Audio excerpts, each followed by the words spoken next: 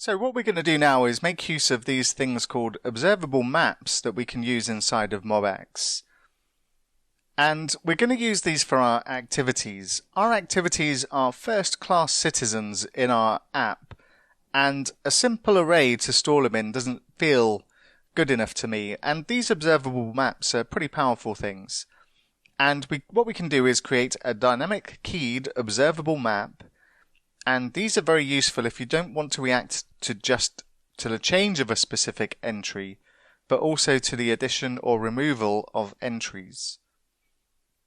And when we use an observable map, we get the following methods that are available on this particular property.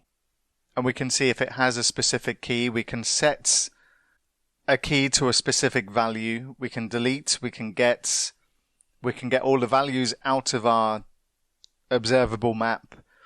And we basically get quite a bit of extra functionality by using this. So let's make use of this in our activity store. And instead of, well, let's just create it first of all. And I'm going to create a new observable. And this one's going to be called activity registry. And this is where we're obviously going to store our activities. And I'm just going to say new map and close off with a semicolon. So we'll need to refactor a few of our methods inside here to actually make use of this. And we'll start with our load activities. Now the first part of this method, nothing changes. But instead of this activities push, what we can do is say list.activity registry, and then we can set each entry inside this map.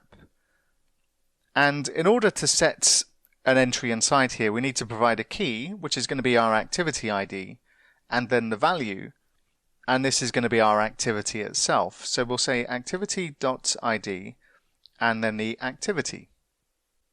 And now our activity registry will be made up of all of our activities, and we'll be able to use the key and the value whenever we want to access a particular activity. So we'll also need to change our create activity, and instead of activities.push, what we'll do is just do the same thing again. We'll say activity registry.set, and we'll set the activity.id and the activity. And we'll also need to adjust our select activity. And instead of using list.activities.find, what we can do is say list.activity registry.get, and then we can just use the key, which in this case is going to be the ID, to go and get our activity in this case.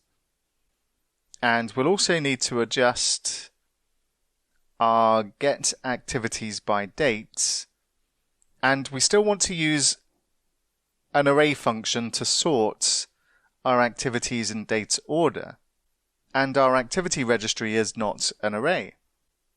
But what we can do is we can convert this activity registry into an array, and we can say return array.from, and then we can say this.activity registry.values, and then we can sort based on this, because when we use activity registry.values, then this is going to return an iterable of values in the map, and then we get an array from the values inside here, and then we're going to sort our activities as we were doing before.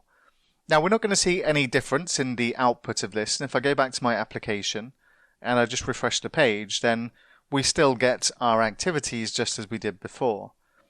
But the observable map gives us a bit more functionality than just a plain old array to store our activities. So it's just my personal preference to do it this way. And we could just stick with an array and that would be perfectly fine. But as we go ahead and use this, hopefully you'll see the benefits of using this as opposed to just a normal array. So what we'll do next is we'll go ahead and add the functionality to edit an activity.